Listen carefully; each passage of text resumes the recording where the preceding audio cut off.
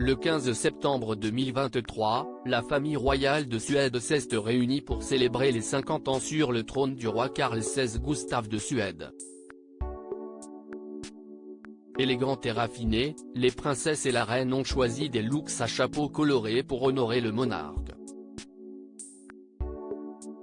Resplendissantes, les princesses Victoria et Madeleine de Suède ont assisté aux célébrations du jubilé d'or d'accession au trône du roi Carl XVI Gustave de Suède le 15 septembre 2023. Elles étaient entourées de Christopher O'Neill, époux de Madeleine, de la reine Silvia, du prince Oscar, du prince Daniel et des princesses Estelle et Sofia, Elkvist, de Suède. Sensationnelles avec des looks à chapeau, les princesses avaient choisi des tenues colorées pour faire honneur au monarque.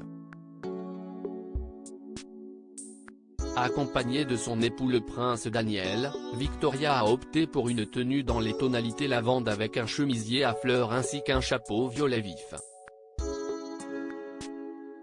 La princesse Madeleine a choisi quant à elle un look bleu flashy avec une robe drapée et un serre-tête en satin.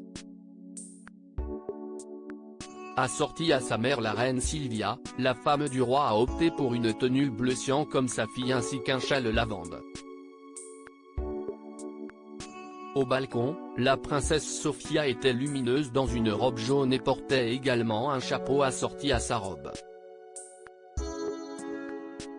Oscar, la star du balcon adorable et très chic dans un costume, Oscar, le fils de la princesse héritière Victoria de Suède et de son époux, le prince Daniel, a même pu saluer le public au balcon.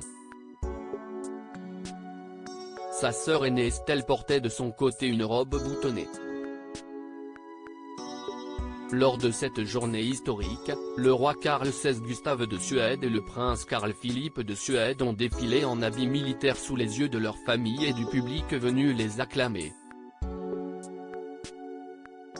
Pour rappel, un banquet s'est tenu le 15 septembre pour célébrer les 50 ans sur le trône du roi Carl XVI Gustave de Suède. Au cours de ces festivités, plusieurs événements officiels se sont enchaînés comme un Te Deum, une cérémonie de relève de la garde ainsi qu'un hommage chanté au monarque. Les célébrations se sont clôturées avec un banquet au Palais Royal après un discours du roi qui fut retransmis à la télévision.